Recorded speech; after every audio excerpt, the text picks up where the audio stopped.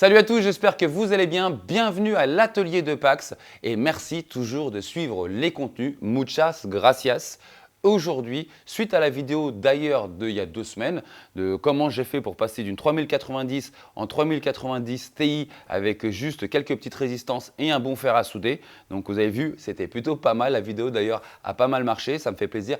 Merci d'ailleurs pour tous les nouveaux abonnés que j'ai eus grâce à cette vidéo-là. C'est vraiment très sympa à vous. En tout cas, là, je vais vous expliquer comment upgrader votre carte graphique en une carte graphique plus puissante.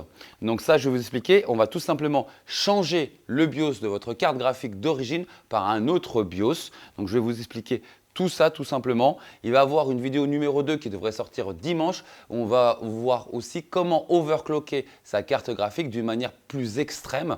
Donc où on va aller beaucoup plus loin. Là, on va juste modifier les BIOS d'origine par un BIOS plus performant et vous allez voir que sans faire de réglage directement, on va avoir des scores qui sont hallucinants. Mais avant de commencer, je tiens quand même à bien insister, à partir du moment où on va faire cette procédure, vous dites adieu à votre garantie. Bien entendu, les fabricants ne vont certainement pas valider ce genre d'opération, donc sachez-le. J'en reparlerai aussi tout à l'heure en vidéo. Je conseille aussi de faire ces opérations sur des cartes qui ont un double BIOS. Au cas où si ça se passe mal sur un BIOS, vous avez toujours l'autre.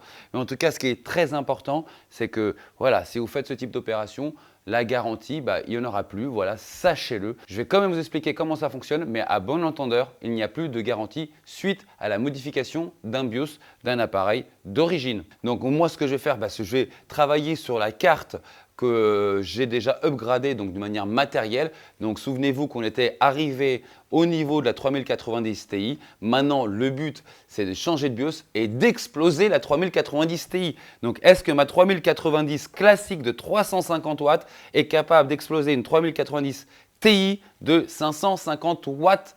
Oui, non, on va voir ça en vidéo. Bon, on ne perd pas trop de temps. On se retrouve juste après le moment sponsor des clés Windows. Donc à tout de suite.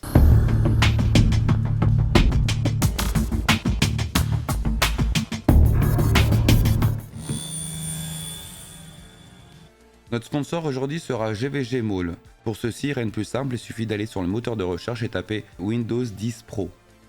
Une fois sélectionné, je clique dessus. Ensuite, je me retrouve sur cette page et je clique sur Acheter maintenant. Et de là, j'arrive sur cette page où je n'ai plus qu'à inscrire le code promo PAX. Ensuite, je clique sur Application. On voit maintenant le prix qui est passé à 14,48 €. Ensuite, je clique sur Soumettre la commande. De là, je choisis mon mode de paiement, donc pour moi ce sera PayPal. Une fois le paiement effectué, je vais arriver sur cette page et comme vous voyez, au bout de quelques secondes, je vais aller automatiquement sur l'User Center où je clique directement sur User Center. Une fois arrivé sur l'User Center, je clique sur Voir la clé de sécurité. Ensuite, je clique sur Obtenez la clé. De là, je vois apparaître ma clé et je n'ai plus qu'à la copier. Ensuite, je me dirige vers les paramètres d'activation de Windows, où je n'ai plus qu'à coller la clé et activer. Et en sachant que ma clé Windows 10 est compatible Windows 11. Voilà, rien de plus simple. Ok, donc je vais vous expliquer la procédure. Excusez-moi déjà pour la qualité du son, je suis sur la table de bench, le micro c'est pas le même et effectivement il doit y avoir des bruits de ventilateur dans tous les sens. Je vais essayer de rectifier ça au mieux lors du montage. Donc j'insiste bien aussi, là, il faut être bien conscient que vous allez impacter l'état de votre garantie, donc il faut être conscient de ce qu'on fait. C'est-à-dire qu'à partir de maintenant, il n'y a plus de garantie, donc il faut vraiment le savoir. Donc la première chose à faire maintenant, c'est de trouver un BIOS. Donc comme vous voyez ici, moi j'avais déjà sélectionné donc Nvidia, le custom, parce que c'était une custom, c'est une Asus, la 3090. Ensuite, vous pouvez trouver des BIOS, des anciens BIOS pour rétrograder forcément. De là, vous pouvez choisir des paramètres différents, par exemple votre type de mémoire ou la taille de mémoire, tout simplement. Par exemple, si vous avez une 3080, il y a des 3080 qui n'ont pas le même nombre de VRAM. Donc là, vous allez un petit peu pouvoir aussi distinguer les deux. Et ça, c'est par rapport à votre année d'achat de la carte. Ok, donc là, ce qu'on va faire, c'est trouver un bon BIOS. Moi, j'en ai déjà choisi un. Donc ça va être ce BIOS-là. Donc ce BIOS-là, à l'heure actuelle, il est déverrouillé donc avec un power limit de 1000 watts. Donc rassurez-vous, la carte n'aura jamais 1000 watts. C'est tout simplement, ça montre qu'elle est vraiment déverrouillée. C'est-à-dire qu'elle va pouvoir aller vraiment là où je voudrais qu'elle aille en termes de puissance. Mais on n'ira jamais sur ces valeurs-là, bien entendu. Donc une fois qu'on l'a, donc on télécharge le fichier. je l'ai déjà fait quelques fois, donc vous devez l'avoir. Donc le fichier, il s'appellera donc lui, il s'appelle 238871.rom. Donc ça sera toujours des extensions .rom aussi bien pour AMD que pour Nvidia. Donc voilà, ce sera toujours un .rom pour ce type de fichier. Donc une fois téléchargé, on va aller maintenant chercher un petit logiciel qui va nous intéresser. Donc c'est celui-ci, Nvidia NVFlash. Donc voilà, on le télécharge tout simplement. On l'ouvre et c'est pareil, on met sur le bureau. Donc votre fichier ROM, donc moi je l'ai déjà fait, donc votre fichier ROM et votre fichier que vous venez de télécharger, donc celui-là je n'en ai plus besoin, hein. Vous le mettez sur un dossier que vous allez créer, donc le dossier on va l'appeler NVFlash64. Donc toutes ces données vous allez les voir en description, donc pas de sujet là-dessus. Donc là, votre dossier, une fois qu'il est fait, la première chose qu'il faut faire maintenant, c'est aller dans le gestionnaire de périphériques.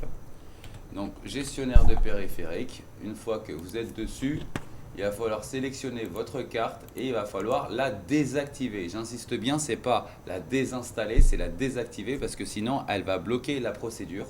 Donc désactiver l'appareil, il va avoir un écran noir pendant quelques instants.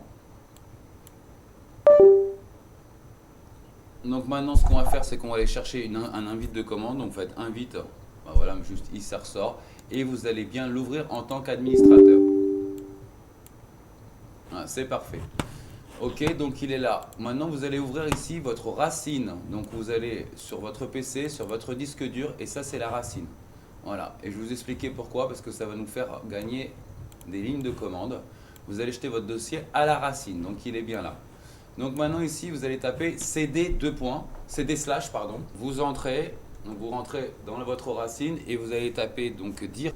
Donc dire, c'est une commande que j'ai connue il y a très longtemps, pour ceux qui vont connaître, c'était sur l'Amstrad 6128. Donc ça va cataloguer, en fait, ça va lui demander ce qu'il y a dessus. Donc dire, c'est très bien employé du coup comme nom.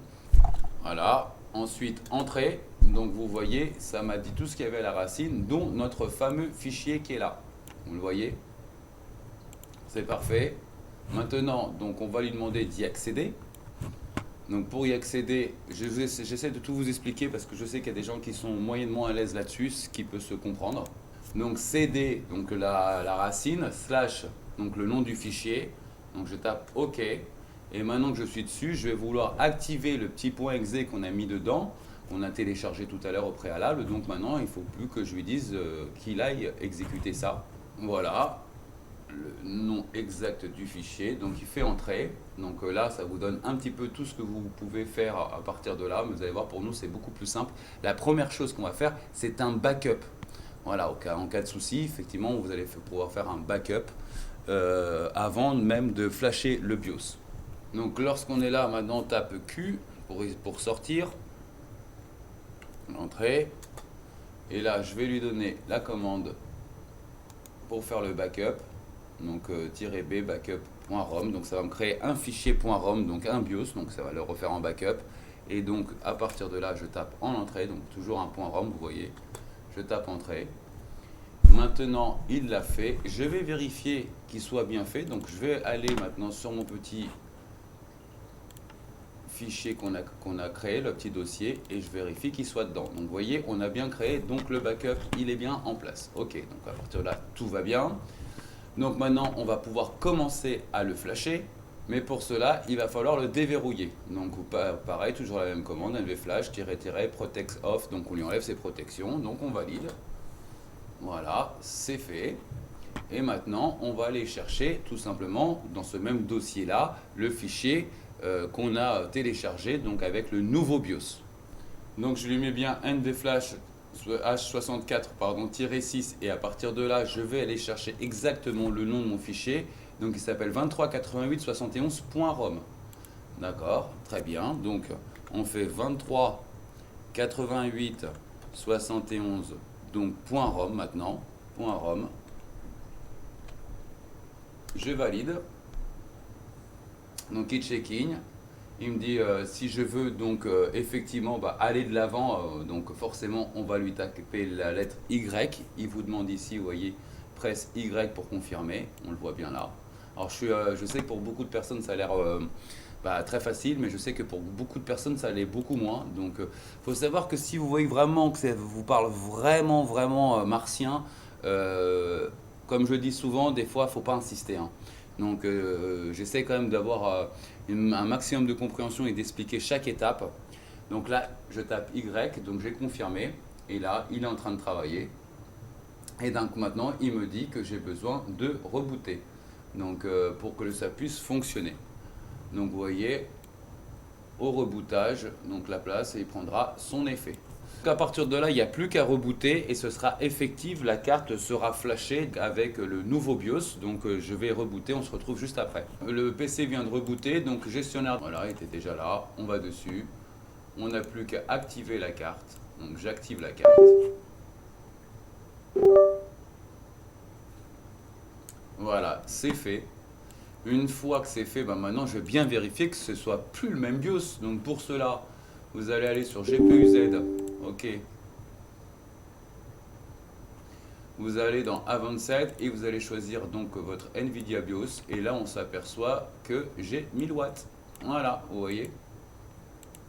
Donc c'est compliqué, pas trop compliqué. Ça va vraiment dépendre de chaque personne.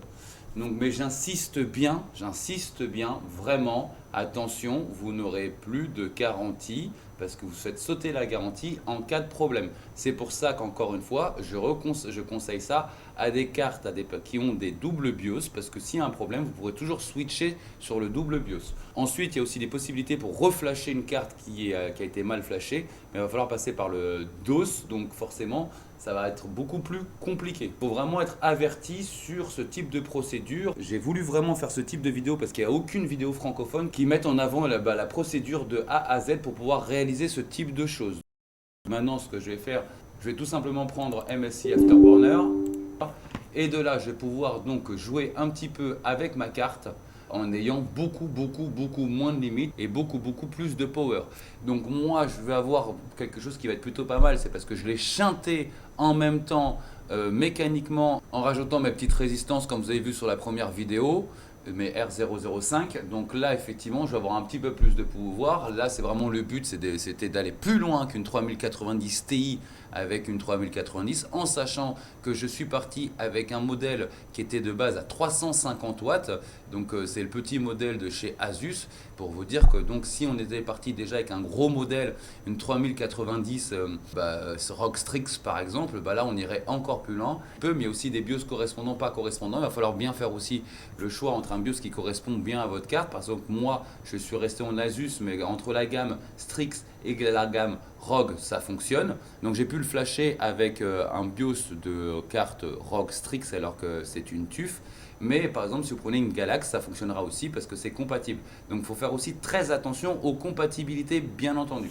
Et bien voilà les amis, on a réussi littéralement à mettre une petite claque à la 3090 Ti par tout simplement une 3090 classique en sachant que c'est l'une des plus petites à 350 watts de consommation et que ce bébé-là est à 550 watts de consommation tout simplement avec les manips de la vidéo numéro 1 plus le BIOS que j'ai pu lui rajouter. Donc là, littéralement, voilà, ça démontre bien aussi une chose, c'est que finalement, le PCB, la puce graphique, tout ce que contient une 3090 aujourd'hui était largement capable d'aller au niveau d'une 3090 Ti. Donc cette invention de 3090 Ti, ce n'était pas une nécessité. Il suffisait juste de bien vitaminer sa 3090 et en tout cas, on se tapait les mêmes scores, voire même plus, parce qu'on a fait plus tout simplement. Alors pour le scoring, c'est simple à la base. Donc sur la vidéo numéro 1, je l'avais déjà dit, en termes de points, on était sur 9177 points et à la fin, on a terminé sur 11 000 points, 11 900 points. Donc ça nous fait un delta de 1830 points, 1839 points supplémentaires par rapport donc à la carte d'origine sur TimeSpy Extreme, bien entendu. Et par rapport à celle-ci, déjà la dernière fois, on lui avait collé au cul, il manquait que 40 points. Donc pour moi, c'était déjà une mission réussie. Mais là, on est passé au-dessus de 400 points. Donc là, clairement, cette carte est supérieure à de meilleures performances. Et pour tous ceux qui pensent que la 3090 Ti, c'est la carte la plus puissante du monde, eh bien non, la carte la plus puissante du monde, elle est là. C'est ma 3090 TUF. C'est un truc de dingue. Donc bien entendu, on se marre. Mais en tout cas, les résultats sont là. En sachant que cette carte a 400 points de plus que maintenant la 4090 Ti, donc plus puissante. Et donc du coup, je l'ai à peine chatouillée. Quand je vais commencer maintenant à l'overclocker un petit peu et à la chatouiller un petit peu plus, vous allez voir qu'on va dépasser ces 400 points. Mais ça, je vous le dirai sur la vidéo suivante. Maintenant, je vais faire un petit point avertissement sur tout.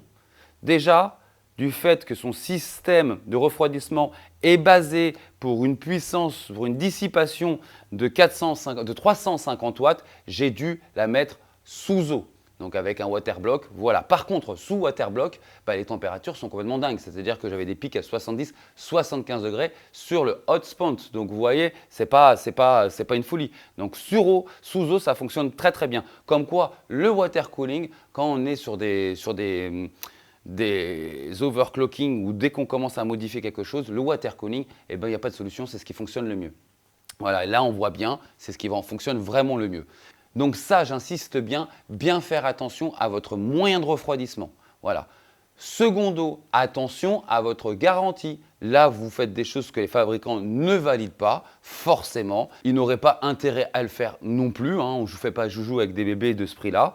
Mais bon, à l'atelier, on fait joujou et je sais qu'il y en a qui voudront le faire. Donc j'insiste bien avec le vidéo tuto que j'ai fait auparavant.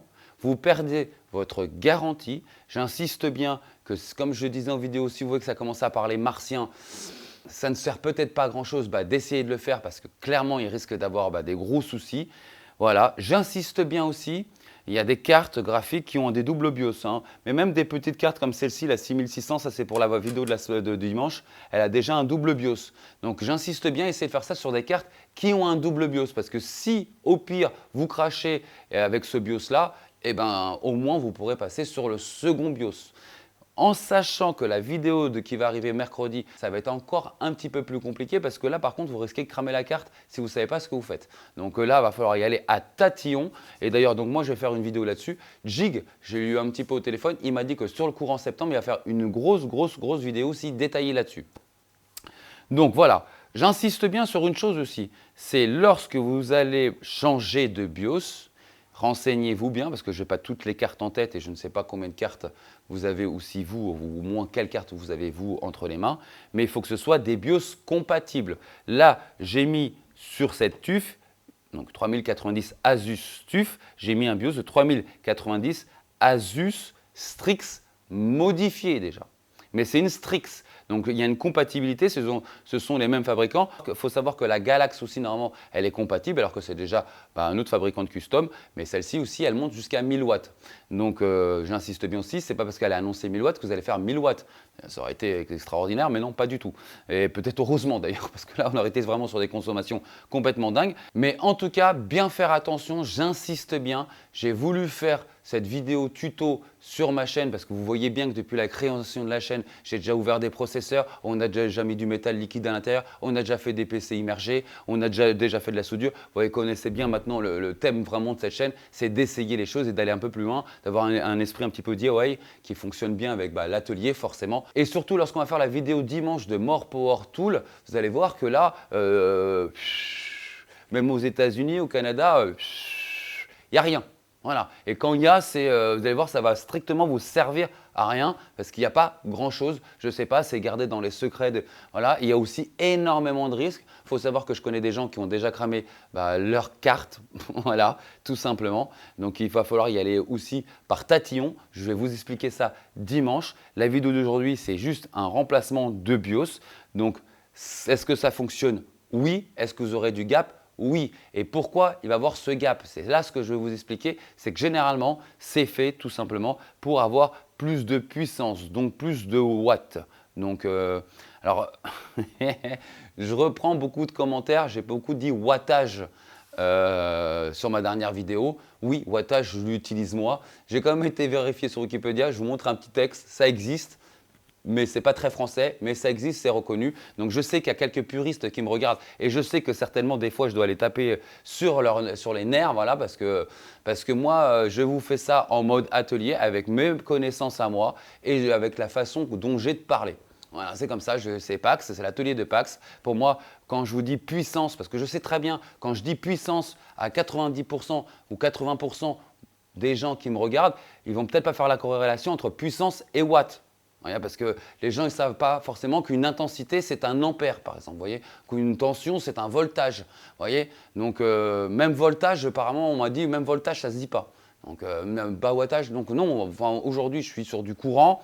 Donc, désolé si ça peut heurter la sensibilité de certaines personnes parce que j'ai employé le mot wattage. Mais en tout cas, voilà, je risque de le réemployer. Donc, parce que pour moi, c'est quand même beaucoup plus compréhensible pour quelqu'un qui ne sait pas ce que c'est et comment exprime au moins la puissance. Donc la puissance, effectivement, on l'a de l'avoir bien expliqué sur cette vidéo, la puissance c'est des watts. Donc pour revenir à notre BIOS, quand vous achetez par exemple une carte de 350 watts, comme celle-ci, 350 watts, et que vous allez passer donc avec un BIOS d'une carte compatible, comme par exemple la TUF à la Strix, vous allez donc qui passe à 450 watts. Déjà, il y a 100 watts de plus. Ces 100 watts, clairement, ça va être important parce qu'elle va être aussi donc bridée de base parce qu'en fait, elle ne reçoit pas assez de puissance. Donc, j'ai reçu aussi pas mal de commentaires. Oui, mais les cartes, elles ne sont pas faites pour recevoir ci, elles ne sont pas faites pour recevoir autant, patati patata. C'est faux. Voilà, ce qu'il faut faire très attention, c'est que dans votre carte, vous avez des capteurs de température. Donc pour la mémoire, pour le processeur, des hotspots, donc les VRAM d'alimentation, les MOSFET, et c'est ça qu'il va falloir bien gérer. Et c'est pour ça que généralement, on conseille de mettre ces cartes sous eau, parce que du coup, les températures sont relativement bien maintenues. Donc ça, c'est très important, mais pour la bonne compréhension, plus on va rajouter de la puissance, donc du watt, donc du wattage, donc de la puissance sur une carte, et plus elle va se sentir à l'aise. C'est comme si je rajoutais des chevaux supplémentaires sur ma voiture. J'irai plus vite, tout simplement. Donc le but de pouvoir changer de BIOS, c'est très clairement de pouvoir lui donner une autre instruction pour pouvoir gérer l'alimentation qu'elle va recevoir d'une manière différente et d'être plus à l'aise et d'aller plus loin. Donc le seul frein que vous allez avoir, ça va être clairement votre système de refroidissement. Donc ça va être ça. C'est pour ça qu'il faut y aller aussi à tatillon et il va falloir bien être conscient que le point bloquant que vous aurez, c'est ça. Ne pas mettre un BIOS de 6800 forcément XT sur une 3080. Là, il y aura un gros problème. Vous n'allez pas mélanger forcément du AMD avec du NVIDIA. Je pense que 99% des gens l'auront bien compris, mais je veux quand même le préciser, voilà, tout simplement. En tout cas, ce qui est vraiment important, c'est votre compatibilité. Donc, recherchez un petit peu la compatibilité de votre carte à l'origine pour savoir sur quoi vous pouvez lui changer son BIOS. Mais vous verrez, vous aurez automatiquement un gain sans aucun réglage d'overclocking. Vous aurez un gain tout de suite, c'est radical. Et c'est pour ça que cette vidéo sera faite en 2 fois, parce que justement, on va parler d'overclocking de cartes graphiques sur la prochaine vidéo, grâce donc à ce logiciel de More Power Tool.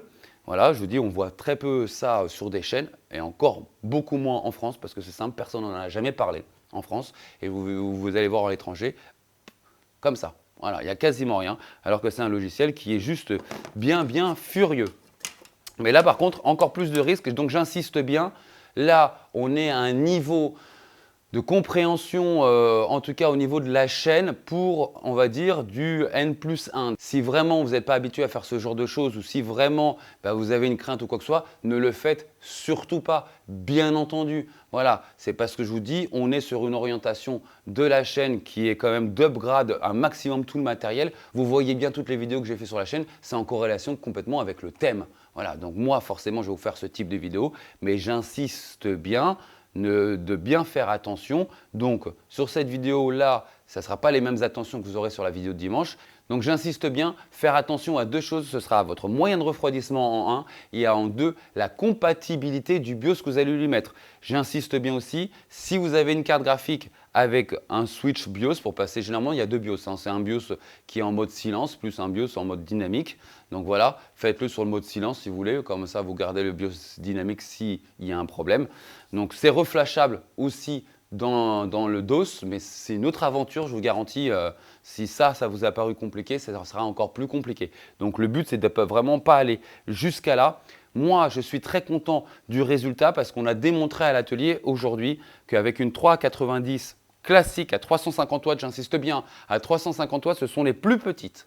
Voilà, donc la Rockstrix c'est déjà 450 watts et on est sur cette gamme-là. Donc vous voyez, on est vraiment sur la petite carte en 3090. Elle se voyait aussi en termes de prix par rapport à leur grande sœur ou à la concurrence d'ailleurs. Mais on a quand même réussi à lui faire un up de 1882 points sur TimeSpy Extreme. Et croyez-moi, c'est pas rien du tout. Ensuite, on a réussi à prendre 400 points supérieurs à celle-ci. Et croyez-moi, 400 points, on se dit ouais, mais c'est pas beaucoup. 400 points, c'est une montagne. Je vous garantis, il faut savoir qu'on fait pas mal de tests et de bench. On s'aperçoit qu'à la fin, chaque 10 points, c'est une montagne quand vous allez arriver jusqu'en haut. Et là, d'avoir pris 400 points d'un coup, c'est vraiment des bonnes performances. Donc, je suis vraiment content parce que donc, on a démontré que le PCB, que d'une 3090, à l'origine, cette carte, vous la connaissez cette carte, hein. Je vous l'avais fait une vidéo d'ailleurs lorsque j'avais acheté une carte graphique de minage. Souvenez-vous, est-ce que ça valait la peine? Est-ce que ça ne valait pas la peine? Je vous avais démontré toute une conclusion autour. Eh bien, c'est celle-ci. C'est avec cette carte que j'ai pu faire ça. Donc, c'est une carte qui a plus d'un an et demi aujourd'hui. Et finalement, d'avoir fait toutes ces petites modifications, ça a vachement bien fonctionné et c'est une carte maintenant que je pensais garder en mode atelier pour les animations quoi que ce soit, non pas du tout. Ça va être pour mon build personnel là-bas sur le setup. Donc c'est là où je vais faire mes rendus, que ce soit en 3D ou en montage vidéo. C'est là où je vais pouvoir faire donc mes rendus. Il ne faut surtout pas louper la petite vidéo de la semaine prochaine parce que là on va taper vraiment sur de l'overclocking de cartes graphiques. Donc je vous conseille cette fois-ci de mettre la petite cloche de notification parce que franchement celle-là il ne faut pas la louper les amis. Je vous dis on va parler d'un logiciel que personne n'a parlé aujourd'hui en France, donc un soft et on le voit comme je dis encore une fois à l'étranger mais très très peu. Donc voilà, n'hésitez pas à cliquer sur cette cloche parce que du coup vous allez vous rendre compte que ça va être vraiment sympa mais pareil, faire très très très attention à votre garantie et à savoir ce que vous allez faire parce qu'il va falloir y aller d'une manière assez timorée. Donc pour résumer, vous pouvez upgrade n'importe quelle de vos cartes, que ce soit une 3060, une 3070, une 3080, une 3090, juste en lui changeant son BIOS.